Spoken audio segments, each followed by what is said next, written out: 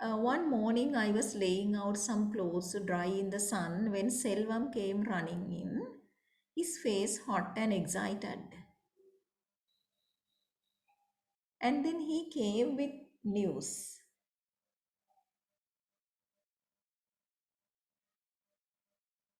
So this is the news he brought home. Tom-toms are beating, he announced breathlessly. The town is full of drummers. They are calling for men. Right, so that gives us the impression of that society and how people communicated, right, when there was a need to give a certain message to many people. These methods were used, right, and we know Annabera Karya, so like this. That is to make the people gather to a certain place. After that, the man will announce his message. So they are calling for men. Okay, so this sound evokes auditory imagery, and also this indicates a kind of change. I stopped my work and gazed at him, and all at once my heart turned over. It was as if a scene long past were occurring again. This was not Selvam but Arjun. And he was telling me not of drummers but of bullock carts bringing the tannery to us brick by brick. I passed my hand over my eyes, feeling slightly giddy. Okay, so we find a flashback there, and this message brought to Rukmani's memory a certain incident that happened some time ago, years ago. And then for a moment she visualized that this is not Selvam but Arjun, because there was a similar situation where Arjun brought a certain piece of news. The news was that tannery is coming to the village, and Rukmani is reminded of that. That is bad enough news. And then once again drums are sounded, and there is a certain announcement. So Rukmani may have felt that this is a bad omen, bad sign, and then this foreshadows something ominous or another misfortune, because tannery is of course a misfortune, and once again a similar situation is there. So this foreshadows another misfortune. So can you write there? Yes. Can you write in this place? This sound. This sound means sound of tom-toms. Tom-toms are the drums. This sound foreshadows. This sound foreshadows yet another misfortune. Yet another misfortune.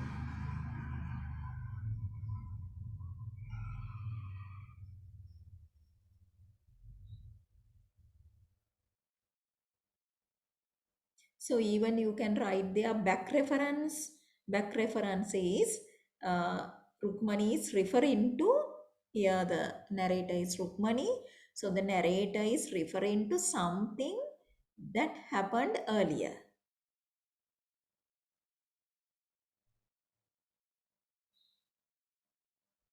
Come and see, come quickly. The boy was saying, eager and unnoticing. Just like Arjun, Arjun behaved in the same way. He called the family, he brought the news, he was so excited.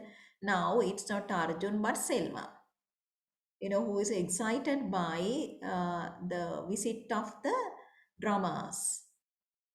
Come and see, come quickly. And then he was eager and unnoticing. The others crowded round and he repeated his story with relish. He had roused his brother's interest and I was forgotten. So after that, they went to the place. When they had gone, a triumphant Selvam in the van. In the van is in the front. And the place was quiet. I did indeed hear the drums, muffled and distant, insistently calling. Well, I thought, if it concerns me, I shall hear soon enough. And if not, I shall have saved myself a walk. So, with ordinary things, I sought to still my qualms. And then she has fears, doubts about the message they are going to deliver to the villagers. And she guessed that that can't be a good news. But anyway, she decided to wait. So the boys may have come back. They are calling for laborers. Arjun said, not looking up. It would be a good opportunity for us.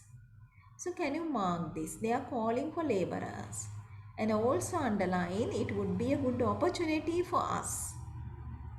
So Arjun considered this as a timely opportunity because now both of them are jobless and they are idling, right? So they are kicking their heels, one can say, that is between jobs and waiting to be employed, right? So this came at the right time according to Arjun. So he has hopes about this. Only Arjun and Thambi who had stayed in the town until nightfall. And my husband and I were up. The others were long asleep. And then Arjun continued, they are paying well. You can underline that also. So you have to underline calling for laborers. It would be a good opportunity for us. And also they are paying well. And he thought that it would be good for us to work again.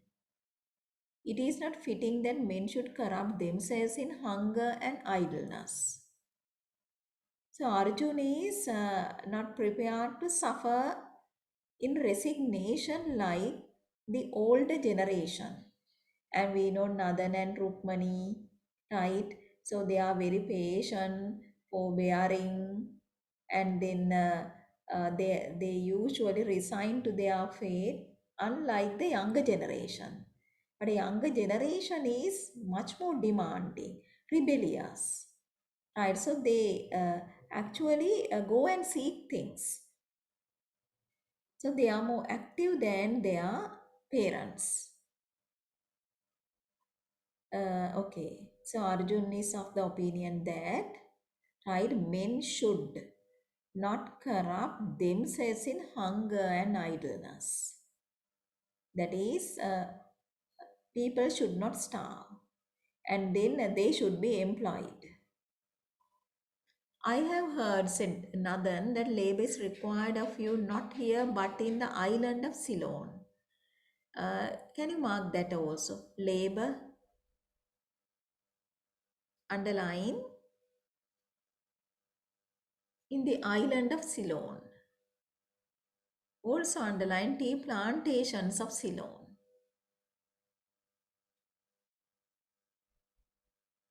But then it is pointed out that they don't have any knowledge about tea industry, tea plantations. They will teach us. They have said so. Right. So with the question, there is a solution. Ready-made answer. They will teach us. So they are eager to learn something new for their survival. They have said so. Who will pay for the journey? Is it not one of many hundreds of miles? Right.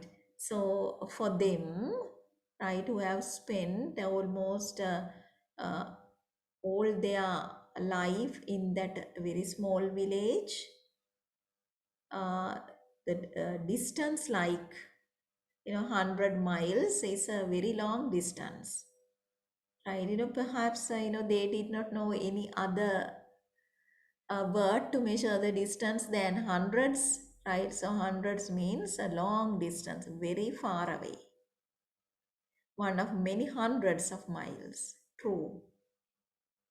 They will arrange everything and everything will be paid for.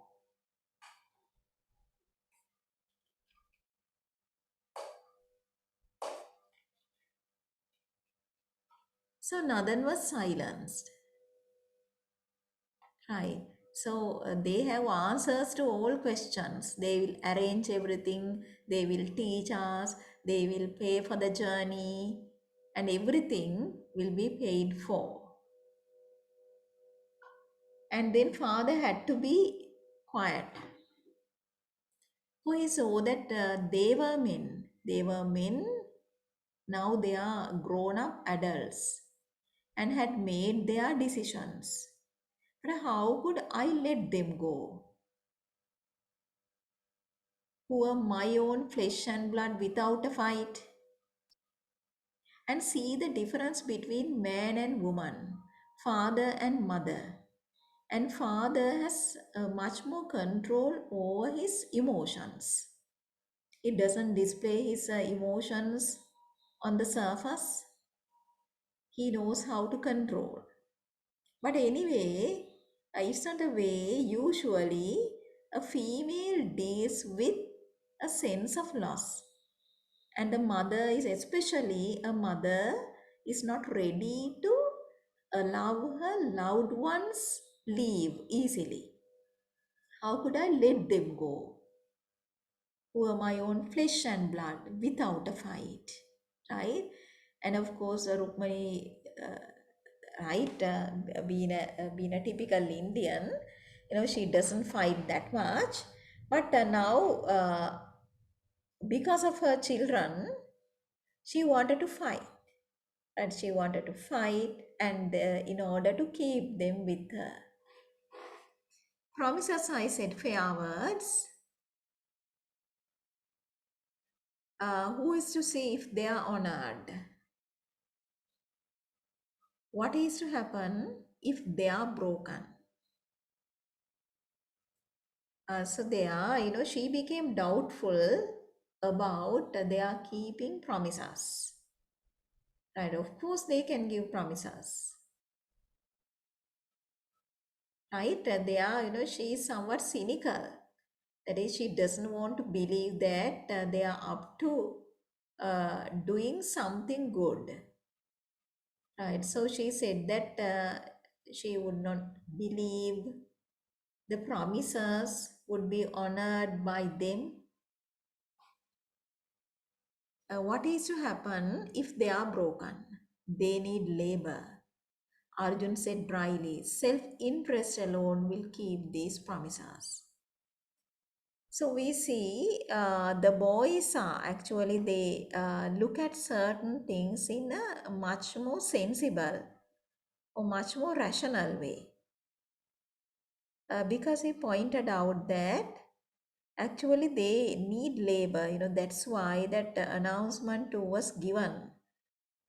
So it may not be for the interest of the employees, but for their own interest, for their own welfare, for their benefit, they will keep the promises because that's what they wanted.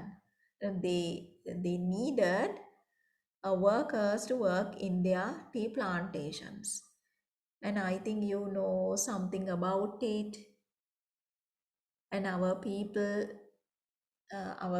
were proud, and then they did not want to work in tea plantations. So white people uh, brought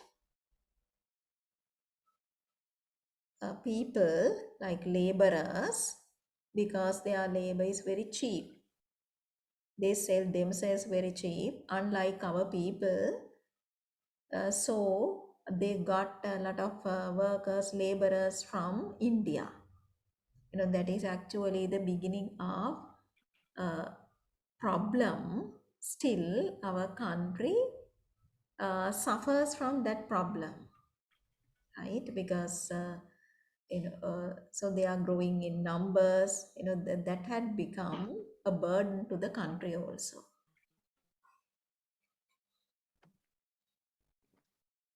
What is it that calls you? I said, is it gold? Although we have none, remember that money is not everything. And the Rukmani is sarcastic. Right? She is cynical, sarcastic. Cynical means you don't want to believe that the other one is up to doing something good. Excuse me, just give me a moment.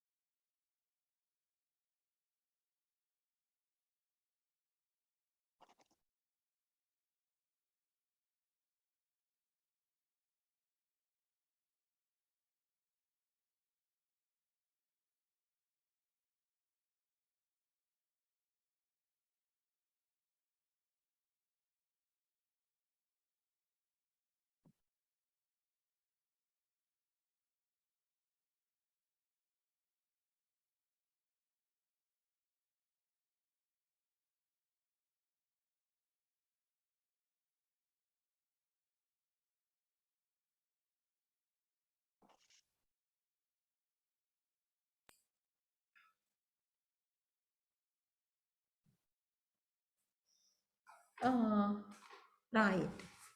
No, sorry about the disturbance.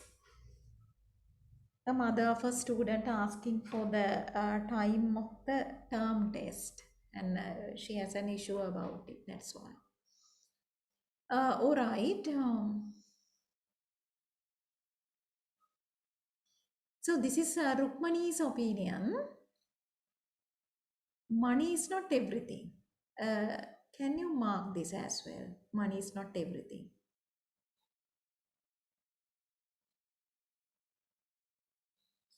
So we can see that in Rukmani's world, money does not occupy the most important place. And we will see that later as well. Of course, she accepts the importance of money and the need to have money, need for earning some money. But anyway, she is not a greedy person and she does not consider money as the end, right? Like everything in life. Or money as something that one should give the priority to. Okay, money is not everything. So, through the words of the speaker, we can understand something about the character of the speaker, right? And her ideas, her attitudes, right? So, they are manifested through the words. It's an important part of living, he answered me patiently. And work is another. There is nothing for us here. For we have neither the means to buy land nor to rent it. Would you have us wasting our youth, chafing against things we cannot change? So that is the idea of the son. Right, so money is important, work is another, and also he pointed out the reality to his mother. That is, there is nothing for them here, that they can't find jobs here. There is unemployment. There aren't employment opportunities. And also, they are very poor. So, they don't have means to buy land, nor to rent it. And to do it, also, they need money, more money.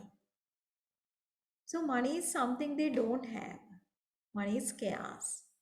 So, therefore, this uh, two is out.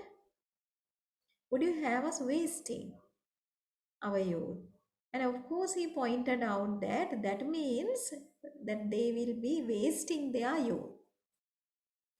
And then they have to uh, like battle with the things they are unable to change. Right? Things we cannot change. So the son is with more awareness of the reality, the real issues that affect them.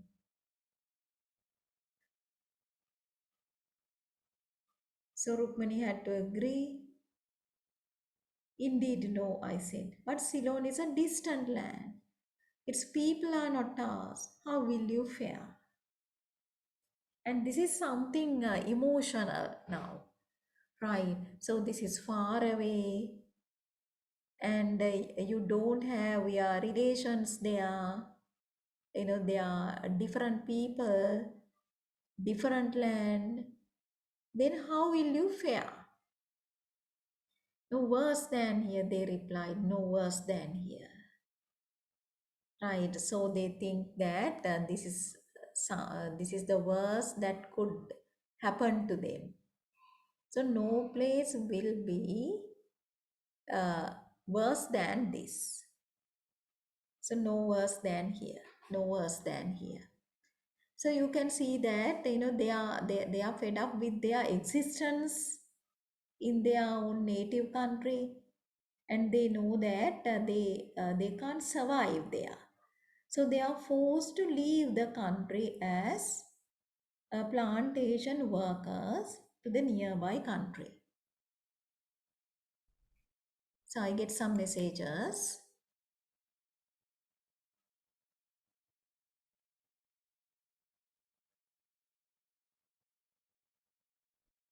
All right, so I get another good idea.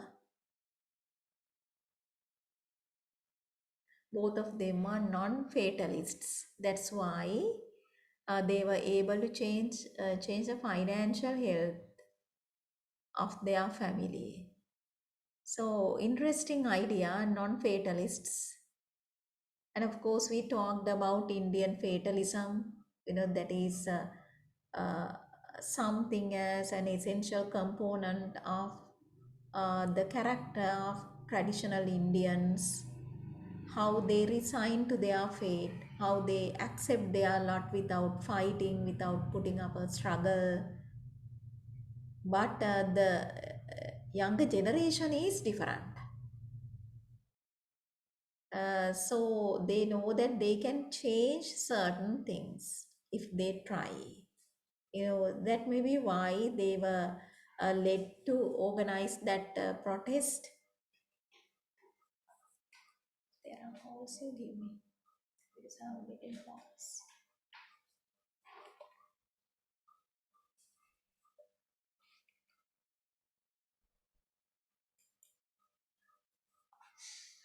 Okay. So then I will skip this part, right? And also these two speaks volumes about their poverty, right? Only a few drops left in the coconut shell, that is their lamb,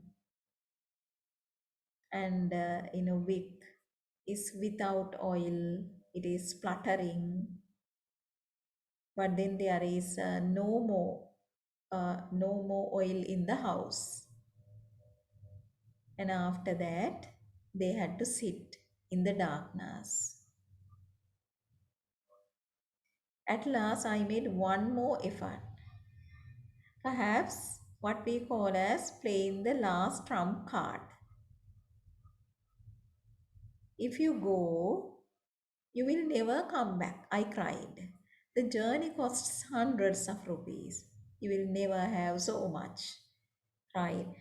That's actually what was worrying Rukmani, because we know that Rukmani is an affectionate mother, and she does not want her sons to leave her.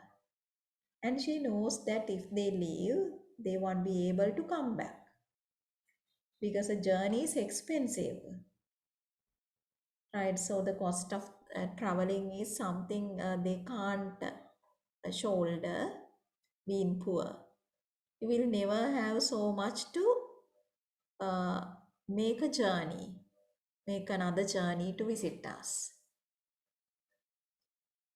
And after that, her feminine nature came out, and it took control of Rukmani. That is, crying. She's in sorrow. She's so sad, and she started to cry. Right. So this is an emotional moment, and mother knows for sure that she will part with precious sons uh, for good, because it is evident that they won't be able to come back. And then they tried to comfort Rukmani, tried with the promises like, with the hopes like, how much they would earn and how one day they would return, as one does to a child. And I listened to them. And it was all a sham, a poor shabby pretense to mask our tortured feelings, right?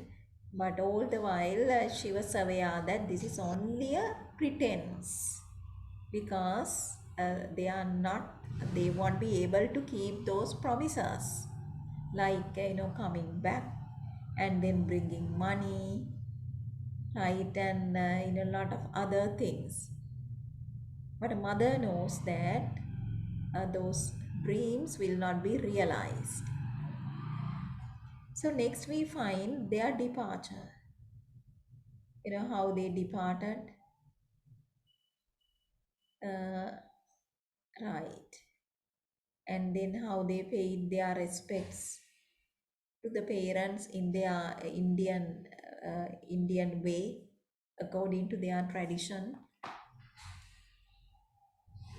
We laid our hands on them in blessing. I knew we would never see them again. Can you underline it?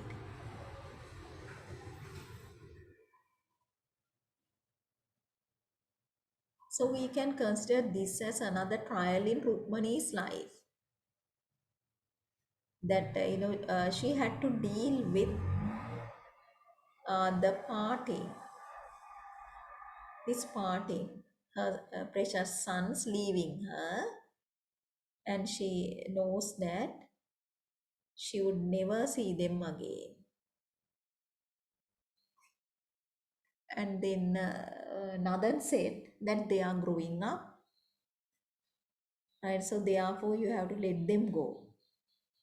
You can't always keep them at your breast. Uh, okay, so Rukmani is tired, wearily. She may have been mentally tired. They must go their way. Only it seems to me their way lies far from here. Two sons have gone.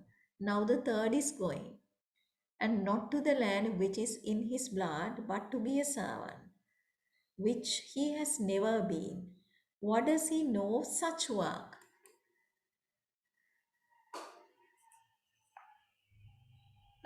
So we find the situation now. Two sons have gone, third one is going. So what's the name of the third one who's going to be a servant in a distant city, in an unnamed city?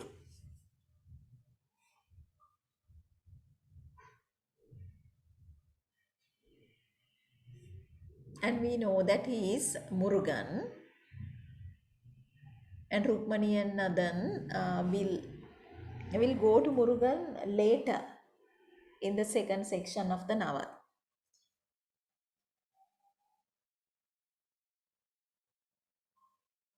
Right. What does he know such work? So Rukmani is worried about her third son also, because this is something that they were not familiar with, and also she regrets that none of her sons returned to the land, right, and not to the land which is in his blood. She thinks that farming is in the blood of Indian lads, and if these lads are doing something else, it's like going against your nature.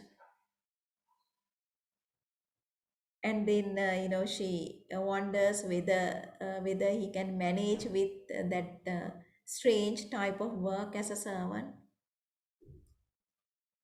And Nathan pointed out that he would learn quickly. He's quick and has an agile brain. Should you not be thankful that he goes no further than 2 days journey, and it is a good house that takes him? Kenny himself has assured you of that. You should be grateful that he has recommended our son. Indeed, I said, flat and dispirited. He has done much for us.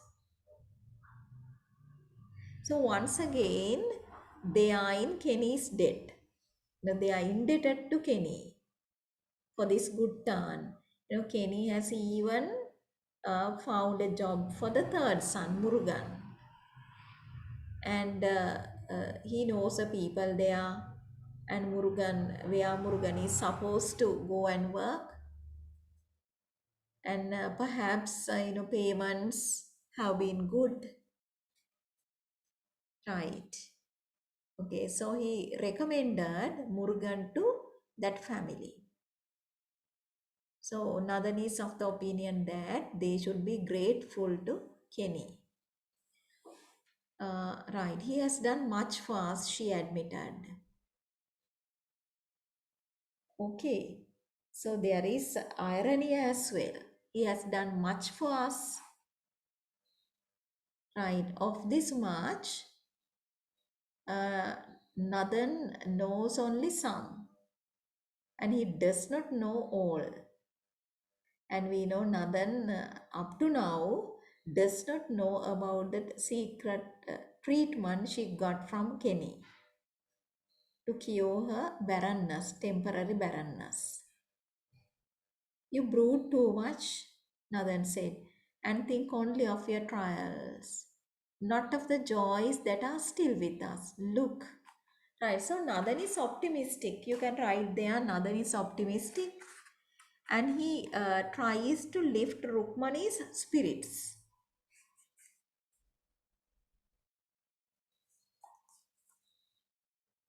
So Nadan does not want his wife to worry or fret too much.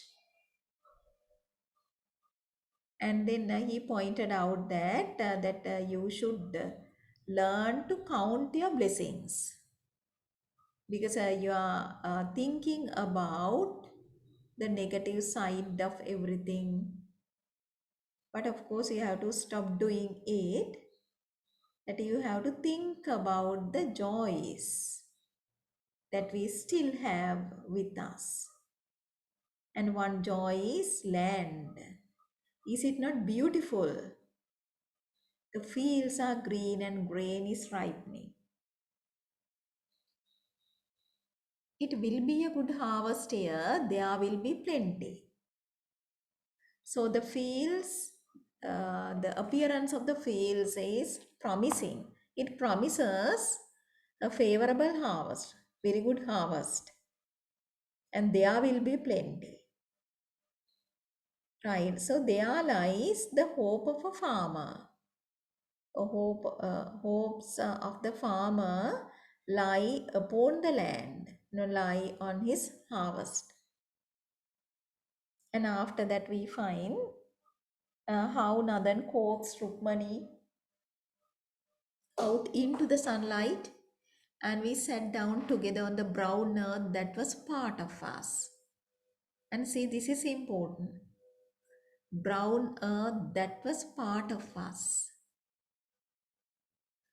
So one can even say that Rukmani and Nadan are like an extension of the land. They belong to the earth. The land is, that is earth. So they are like an extension of the earth or extension of the land. And then, so there is an unbreakable bond between the land and these people, and they are making a livelihood out of the land that was part of us.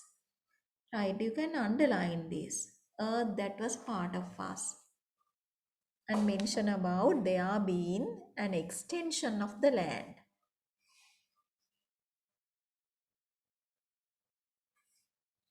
After that, we find visual imagery and then agricultural sceneries there, paddy fields and rich and green. They were indeed beautiful. And Rukmani has learned to appreciate the beauty of paddy fields. And to her, they are indeed very beautiful. The air was cool and still. In the paddy court, what little movement there was.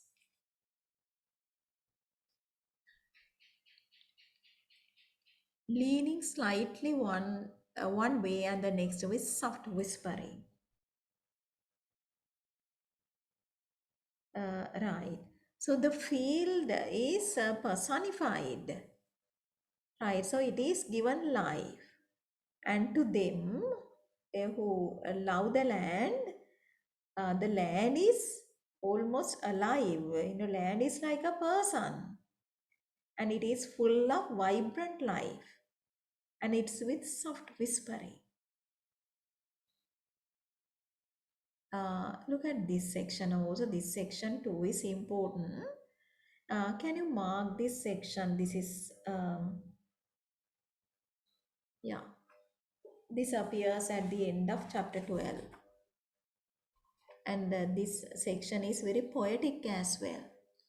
At one time, there had been kingfishers here, flashing between the young shoots for our fish, and paddy birds. Sometimes in the shallower reaches of the river, flamingos striding with ungainly precision among the water reeds. with plumage of a glory, not of this earth, right? So there's a flashback, and we know the whole novel is a flashback of the protagonist Rukmani, and she narrates a life story. And within that flashback, there are certain flashbacks also, right? So flashbacks within flashback. So at that time, she thought about the situation earlier. She thought about their past, that is, prior to the advent of industrialization into the village. Right. So she described the birds like paddy birds, flamingos, and the beauty of the birds. Now birds came no more, for the tannery lay closed, except crows and kites and such scavenging birds. Eager for the town's offal, offal means waste, waste of the town, waste material.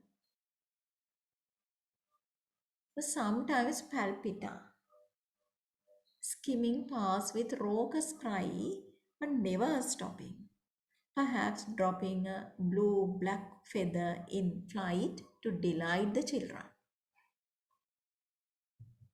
So, as for techniques evident in the given paragraph, we find visual imagery and also flashback. As for the tone, we find nostalgic yearning for the past, because Rukmani thinks about the past with a sense of loss. She recalls the beauty of the past, and that lovely past is no longer in the village. Right now, words came no more. And also the technique of contrast. Now, contrast, as readers, we are made to know the difference between the past and the present. And also through this, we understand about the damage done by the tannery to the village. Now birds came no more, right? So the birds are not there anymore. And of course, one or two birds are found, but they don't want to stay in the village, but moving quickly and quietly away. Okay.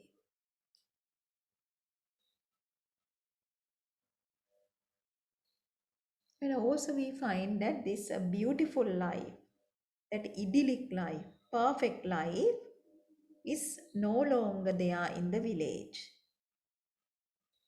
And this paragraph also can be linked. The idea of the paragraph can be linked to the title of the novel. The title of the novel is Nectar in a Sieve. Nectar in a Sieve, and we know that nectar is not held in a sieve. It will fall through the sieve. That you can't keep nectar in a sieve, right? So nothing will remain. So here, nectar is, you can compare that beautiful, idyllic life in the past as nectar. And it is no longer there in the village. So it is diminishing, it is fading away under the impact of, you could say, development, under the impact of industrialization, right? So beautiful nature and the song of the sweet birds, fresh air, right? They all these things can be considered as nectar. There's something like life-giving, beautiful, something precious,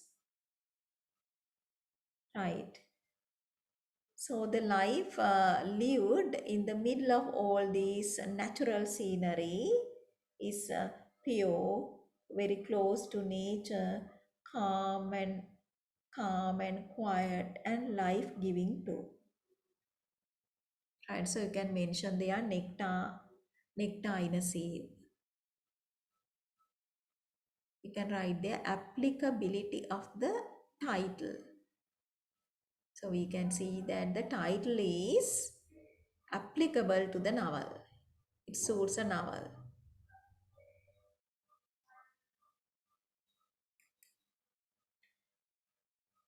So I get a long message. If Arjun and Thambi were able to make change in their predestined fate to become farmers in a land which even do not belong to them, with a simple level of education. If all the young Indians were supported with academic education, their vicious cycle of poverty would not continue. That's right.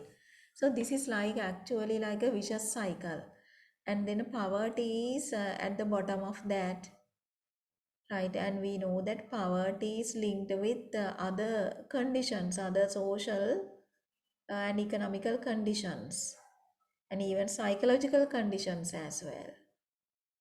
Right, so because of their poverty, they suffer. Because of their poverty, they can't go to schools and then get education, and education is a ladder for success.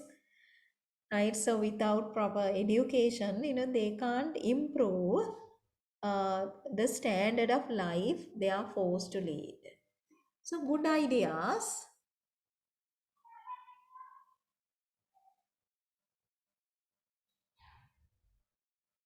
Right. So they don't want to be farmers because they pointed out that the land does not belong to them. So the land is in the hands of very rich people.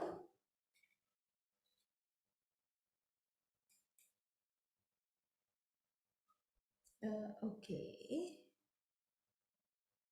And then Nadan wanted to lift Rukmani's spirits. And after the departure of her precious sons, and she is may have been in sorrow. She is in sorrow, dispirited. So that's why Nadan took her out to witness the beauty of the paddy field, and the promise of a better future too is there. Nadan went and plucked a few green stems and brought them to me. See how firm and strong they are. No sign of disease at all. And look, the grain is already forming. This is the pride of the farmer. You can write there, pride of the farmer.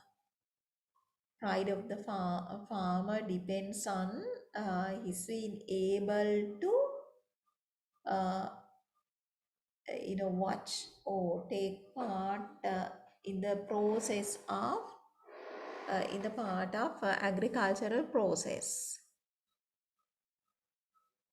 right? So in the land, in paddy, there is much promise. How firm and strong they are, right? This is how much delight he has taken out of what he is doing. I took the paddy from him and parted the grass and they are within its protective husk lay the rice grain just big enough to see, white, perfect, and holding in itself our lives. Can you underline rice grain?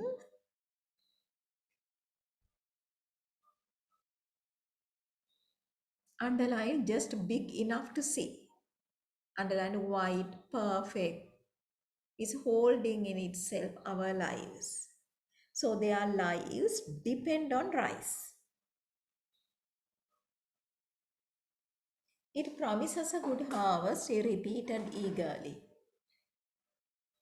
So Nadan is enthusiastic because this field gives them a promise, right? It promises a good harvest. We shall be able to pay the landlord and eat and perhaps even put by a little. So already he is making plans, right, on what to do and how to do things. That is, they will be able to, if this favorable situation continues, they will be able to pay the landlord, and they had to pay their dues to the landlord.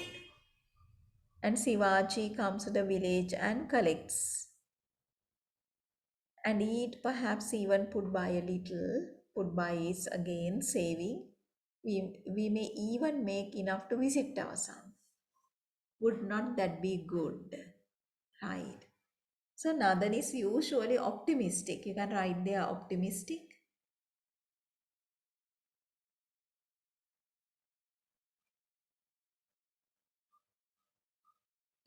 Okay. So Rukmani knew that he tried to comfort Rukmani, and after a time I was with him thinking pleasurably of harvesting and of plucking the pumpkin, swelling on the vine, and visiting our son. And so we made our plans. Can you underline? We made our plans.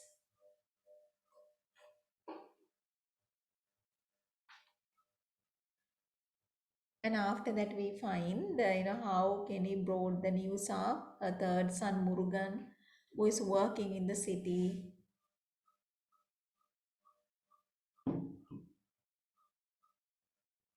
He was doing well, he said. His employer was well pleased with his work. He would be well looked after, and I had no cause for his anxiety. The boy would soon be writing to me himself. So, that too is another advantage of being able to read and write.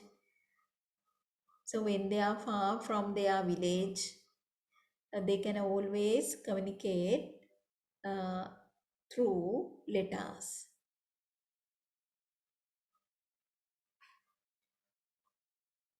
So Rukmani expressed her gratitude. It's very kind of you to tell me. You have done much for me and mine. It is nothing, he said, you ask little. And then Kenny not only helped Rukmani, but then Kenny helped their whole family. And we know he notices certain things and he tries to remedy these situations as best as he could. Uh, okay, you ask little. One example of this is, how Kenny supported the family, right? And Rukmani was breastfeeding Selvam, and then he is grown up. But anyway, she continued it. And then Kenny realized that due to their poverty, that they can't give milk to the small child. So after that, whenever it was possible, he was sending some gifts to the family. It's nothing, he said, you ask little. That is, you are not demanding. I glanced at him, sitting there in our hut with long, haggard face and eyes like a kingfisher's wing. So we see the difference between a foreigner and native Indians living among us who were not his people, in a country not his own. Okay, can you underline eyes like a kingfisher's wing?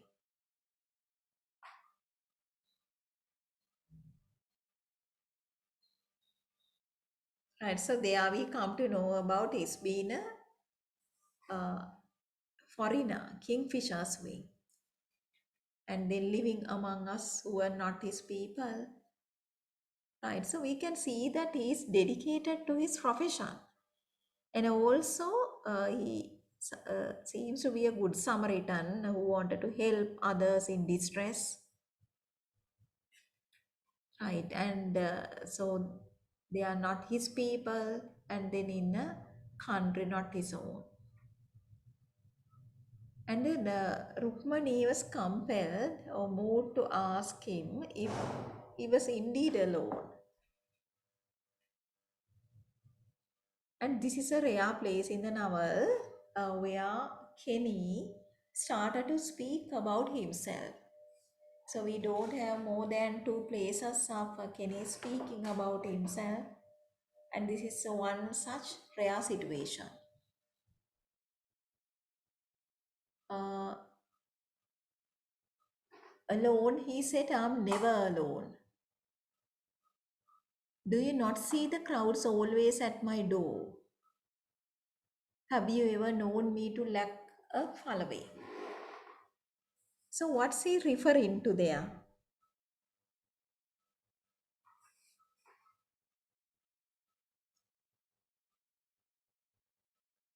And Kenny says he's never alone. And then there are crowds always waiting outside his house.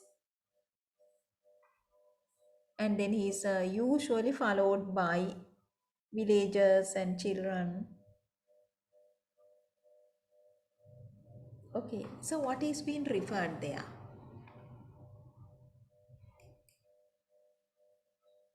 Okay, so Neha says Kenny's, let me see. So Kenny's helpful behavior with no expectation is very admirable, right? And he knows that he cannot expect anything, any favor from these poor Indians. So we can see that how he does things without expecting anything in return. Where are we? Yeah, helpful behavior.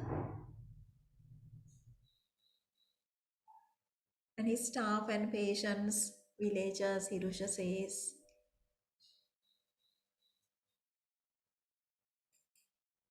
Okay,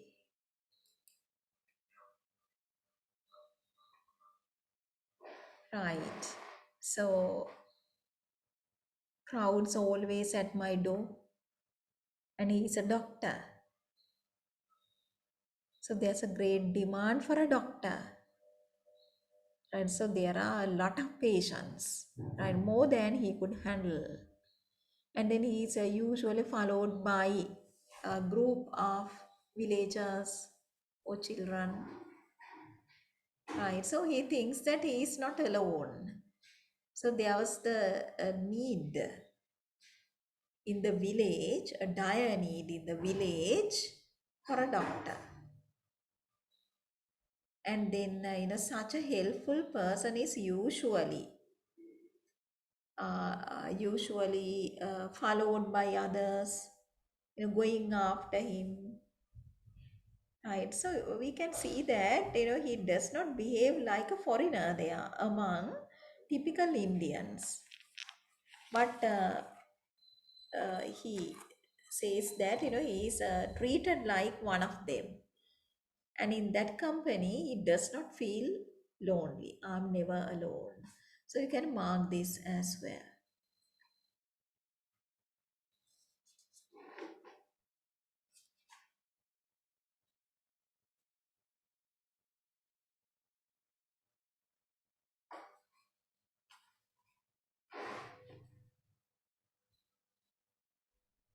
I did not mean that, I said quietly waiting.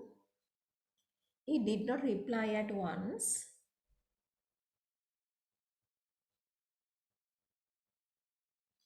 His face had shriveled. I have offended him. I thought, panic overcoming me. Why did I have to ask? I get more messages. I look at them. So Rusani says he does not have any difference between his own native country and India. He thinks India, okay, right. So he has feelings for Indians and India, right? So India has become his own country, and we find love for this alien country, primitive, these primitive people. Even though sometimes he's tired of their follies, he has said that repeatedly. I'm tired of your stupidities, he said, right? Also, how he behaves amid the mythical beliefs of these, yes, mythical beliefs, and then, they are blind faiths, right? They are like primitive ways, and extreme conditions also. He doesn't have facilities he usually enjoy in his uh, mother country. They are back in England, but still, he is prepared to sacrifice all these comforts for the sake of people who are not his own people, right? So how would you describe such a person? So he undergoes a lot of difficulties, right, in serving Indians. So can you come out with certain terms to describe this character?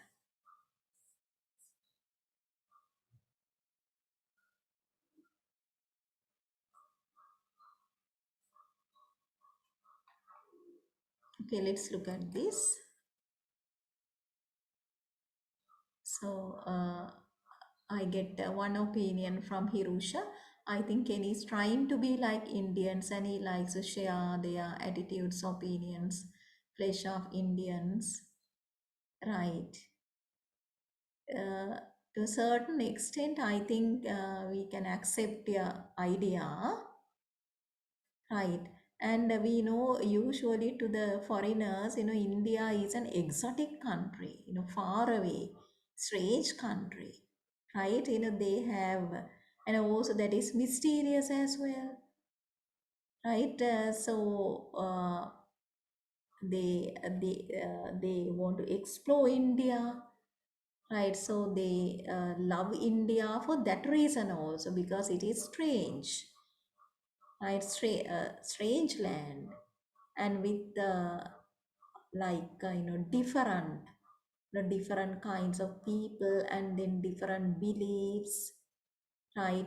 Different culture, and even alien landscape and exotic animals.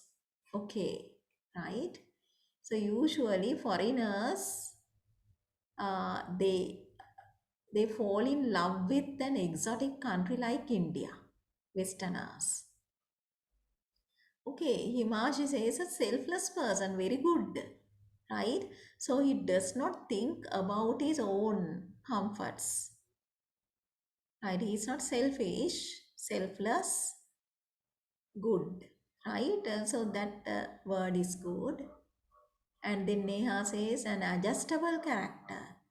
Right. So I think she means that he can easily adapt to that Indian situation, that primitive situation with less facilities or with almost no facilities. Yes, adjustable. That is for the sake of others. Some gets adjusted for his or her own sake, for his or her own advantage, but he adjusted himself for the benefit of others, to do good to others. So, in that way, we can consider him as a very noble person, no? Noble character. He adapts well to Indian culture, that's right. Speaks a language and eats Indian food. However, he cannot understand a peasant's unwillingness to accept change. Okay, so very good opinion. How he has adapted to Indian situation. like adjusting his behavior to suit the situation, like adaptation to their culture, and then even speaking. He has taken the trouble to learn their language also. And there he can't, their food culture is certainly different. But, still he managed to uh, adjust himself to their food culture. But anyway, he finds that he's disappointed uh, a lot because he can't understand them fully, right? Okay, Neha mentioned about peasants' unwillingness to accept change. Yeah. And also, we can take him as a humanitarian also, one who loves human beings, and he has dedicated himself for their welfare. So, humanitarian person, a charitable person, selfless, as uh, one of you has pointed out, and even philanthropist,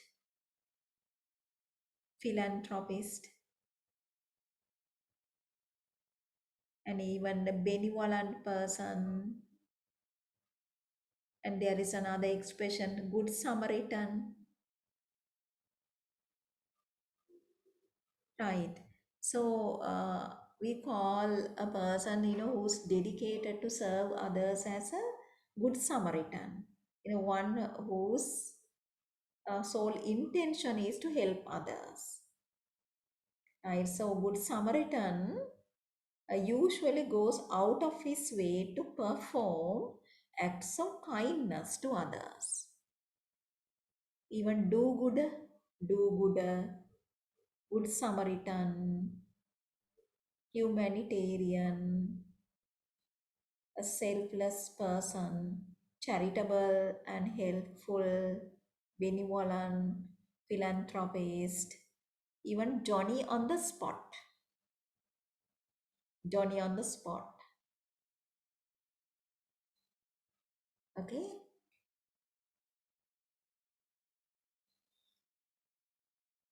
Right. So for a brief moment, he opens up.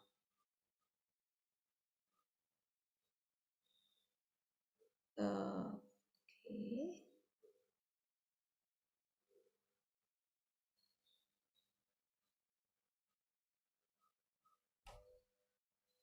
So Rukmani wanted to know about his personal life.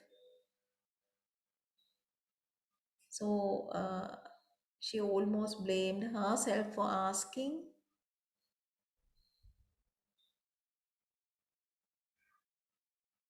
And then, Rukmani wanted to ask questions about why he comes and goes from time to time, even though it is his concern. You come and go, and it is your concern. I do not know what made me ask you now. So he appears to these Indians as an enigmatic person, puzzling person, right? And they find that they cannot fully understand this foreigner, right? He comes and goes. Nobody knows from where he comes and to where he goes, and that is his own concern. So he enjoys his freedom, independence a lot, and he is not tied to anything or anyone. And then he started to speak about himself, and he says that I have the usual encumbrances like burdens, attachments, responsibilities that men have, usual ones, the usual attachments and burdens wife, children, home. That would have put chains about me. So the language is metaphorical. Putting chains about me is to restrict movements. And we know chains do not allow the animal to wander far, right? So that will limit the freedom. I get another message. So we find self-sacrificing very good, sensitive and compassionate, as he knows that there is no hand to help this poor innocent soul. Yeah, very good, sensitive person, compassionate person, right? And one who is able to understand the plight of these Indians. And also he has sympathy and empathy as well, no? That's why, sometimes he loses his temper. That is, he loses his temper uh, because of them, for their sake. But I resisted. That is about the chains. Chains are like, as mentioned here, wife, a burden, right? And children, home, right? So that he should have stayed with them, but he did not do it. But I resisted, and so I am alone. As for coming and going, I do as I please, for am I not my own master? So he enjoys immense freedom. I work among you when my spirit wills it. I go when I'm tired of your follies and stupidities. Can you underline that also? And he refers to their follies and being stupid actions. Also underline your eternal shameful poverty. See the disgust and repulsion he feels towards poverty. Poverty is, it's something that comes up again and again in the novel. So that is like a motive. So the Indians can't be free from poverty. I can only take you people in small doses. So he completed, right? He concluded saying that. So I can take you in very small doses. I was silent, taking no offense. Barbed words. But what matter from one so gentle? Right? Barbed means they are painful words. Right? His words hurt. But anyway, Rukmani is not offended. She is not hurt. Harsh talk from one in whom the springs are. Can you underline this? Harsh talk from one in whom the springs of tenderness gushed abundant. Right? So a tender person, he has tender feelings for Indians. Indians are not his own people, but still he has tender feelings for them. And she's ready to forgive him for his harsh words. I told you what I did in a moment of lunacy, he said. Lunacy is madness, craziness. I do not want it repeated, right? So he doesn't want to speak about himself, and but this is a rare moment where he lost control over his good sense. So he started to speak about his personal life. I do not want it repeated. I'm not cursed with a gossip's tongue, I said, annoyed. So Kenny doesn't want Rukmani to speak about his personal life, what she learnt about his personal life to others. I would not repeat what you have said. Never understand. I understand. He rose to his feet and without another word was gone, walking with long, quick strides and stooping a little as always. A strange nature only partly within my understanding. Can you underline a strange nature? Underline. Only partly within my understanding. And this is actually a very beautiful sentence. Man half in shadow, half in light, defying knowledge. So this rural Indian woman found that it's very difficult to understand this person, even though he has immense compassion for rural Indians. So man half in shadow, that is that they don't know. There are so many things they don't know about this person. Half in light, that is some aspects of his whole person are revealed to others. But then there are some corners of his life which are not exposed. Okay, right. So shall we move on to chapter 13?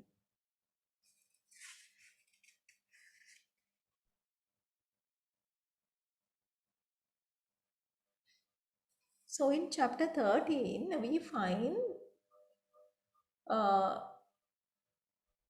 details about extreme weather condition. Right, a certain extreme weather condition is mentioned in chapter 13. What's it?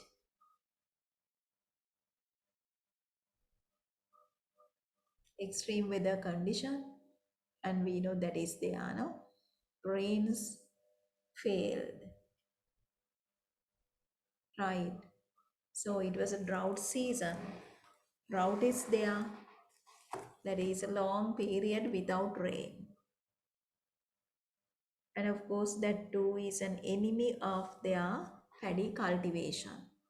A week went by too, and sky is now regarded as a cruel force, merciless, calm, blue, indifferent to our need. Right? So the uh, sky does not care for their needs.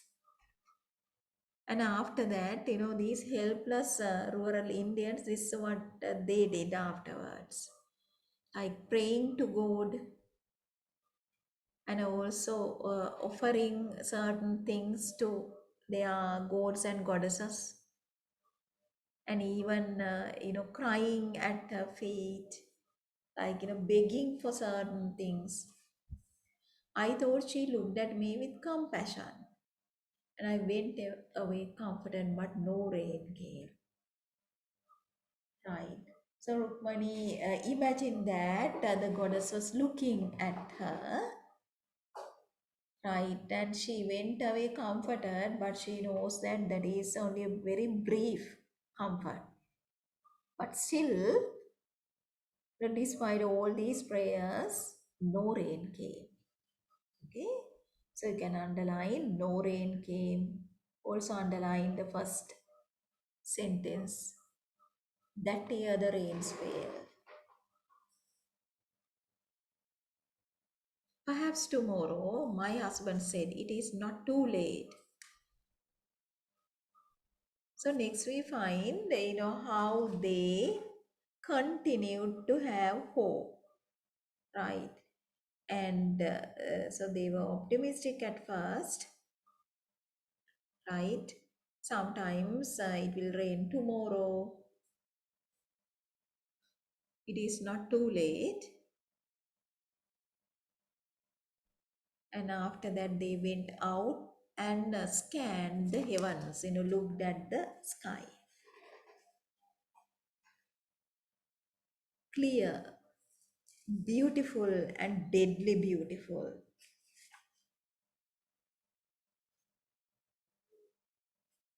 Okay, so beautiful but deadly beautiful.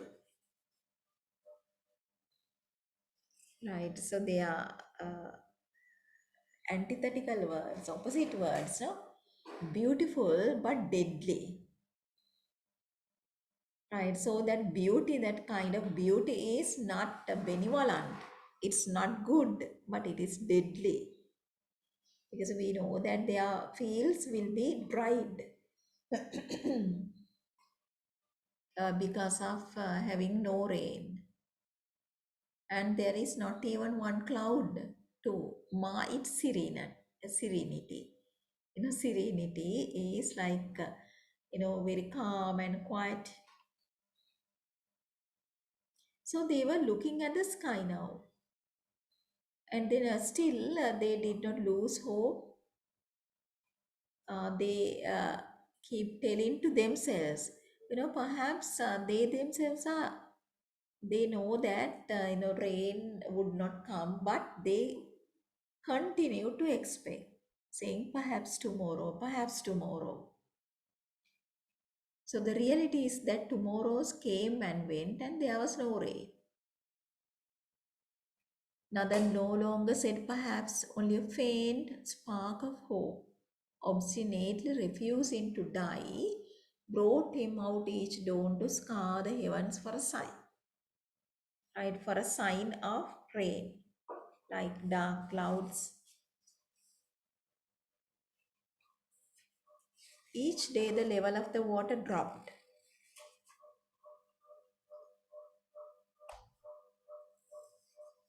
and the heads of the paddy hung lower. The river had shrunk to a trickle. The well was as dry as a bone. See, simile is there. As dry as a bone, you can underline it. As dry as a bone. So the well is very dry,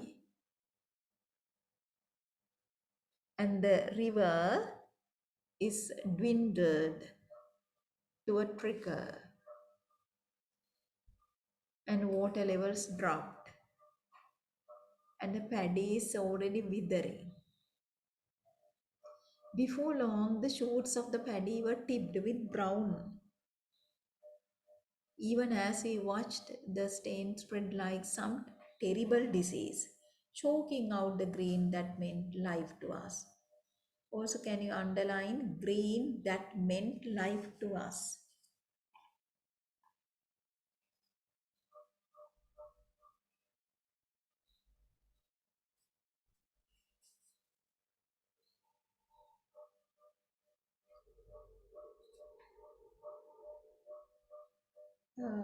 Okay, so like that, harvesting time came, nothing to read. Can you underline? The paddy had taken all our labor and lay now before us in faded, useless heaps. So, whole paddy cultivation is destroyed. Right? It had taken all their labor, and now it's useless. So, Sivaji came, paid a visit to them to collect his master's dues. And we know they are tenant farmers, and tenant farmers are indebted to the landlord. And the land agent comes, visits the villagers, and then he collect what they should be given to the master.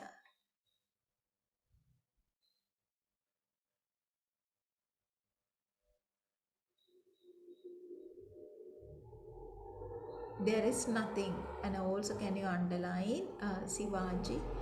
He was a good man and he felt for us. And then with disappointment, Nadan is speaking, there is nothing this year. Nadan said to him,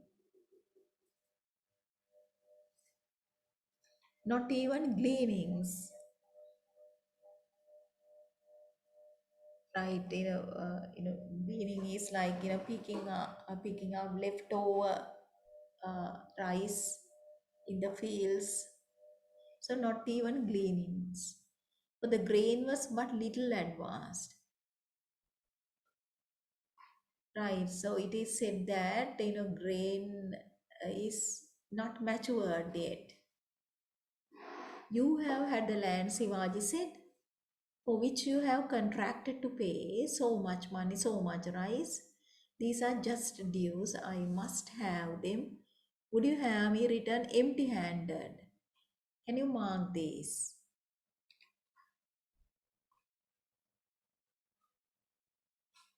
So the agent for the landlord is very pressing. And Nathan looked tired and dispirited because he doesn't have a clue on uh, how to raise money. I came and stood beside him. I ran the voice, crouched near us defensively. There is nothing, Nathan repeated. Do you not see the crops are dead? There has been no rain and the river is dry. Yet such was a contract, else the land would not have been rented to you. So Shivaji reminded them of the original promise, like so they have to give something to the landlord. Then only the land, right? Land won't be taken away from them, right? So they have to respect the contract. They have to honor the conditions. What would you have me do? The last harvest was meager. We have nothing saved. Shivaji looked away. I do not know, it is your concern. I must do as I am bid. And see, the body language of Shivaji is looking away. Perhaps he may have felt for this poor family. Maybe guilty because he's pressing them. He tries to exploit them, and that is part of his job, right? So he may have been feeling guilty about this. I do not know. It is your concern. I must do as I'm bid, right?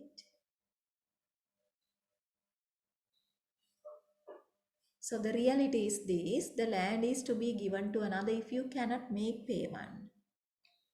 So there is another place in the novel that students usually confuse these two places.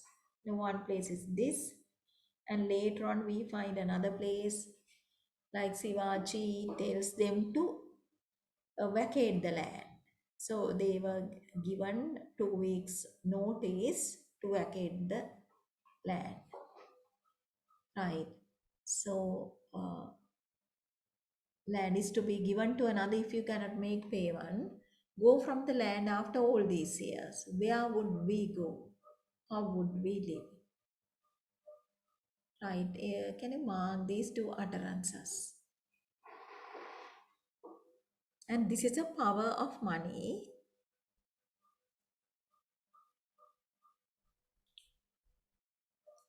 And there we find displacement. Where would we go? Right? That is, if you turn us out, where would we go?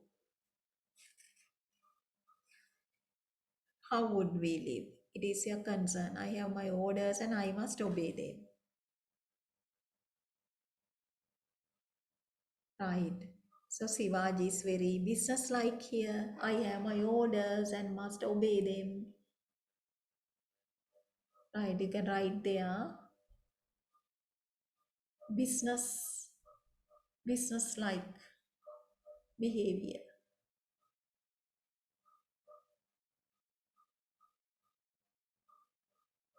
Nathan stood there sweating and trembling. Give me time, he said at last, humbly. Until the next crop, I will pay them somehow. So they are even given a concession Pay half now, Sivaji said, and I will try and do as you wish.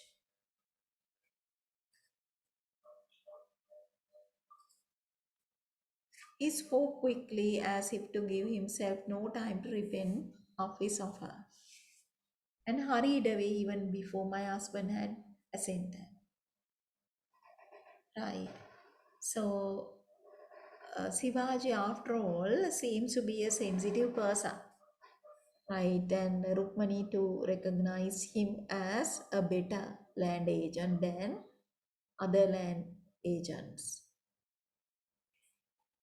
right? So he has controlled his inner being also, like as if to give himself no time to repent of his offer. Now after that, he hurried away. No easy job for him, I said. He is answerable even as we are. Right. So Rukmani is a real sweet tempered person. Right. And she is a good natured person. And then she tries to think of this from his angle. No easy job. He is answerable even as we are. That's why he and his kind are employed to protect their overlords from such unpleasant tasks. Now the landlord can wring from us his monies and care not for the misery he evokes. For indeed it would be difficult for any man to see another starve, and his wife and children as well, or to enjoy the profits born of such travail. Uh, okay.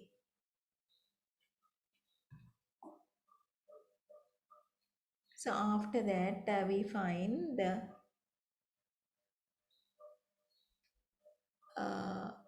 right. So, how they wanted to sell their things, their possessions, or their belongings to raise the money to pay off their dues to the landlord. And then she took stock of what they have.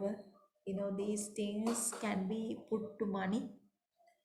Few mud pots like clay pots, two brass vessels, the tin trunk I had brought with me as a bride, and of course there are memories attached to this old article.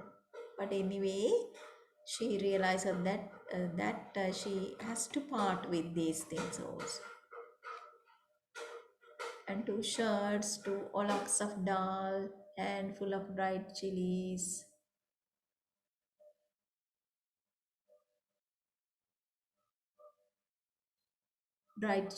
left over from better times. These we put together to sell, right? Now they are going to sell their possessions to raise money. Okay, can I put a mark there?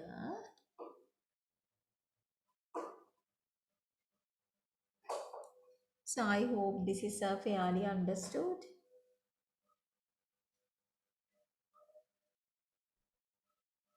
But anyway, we don't have time to finish this chapter.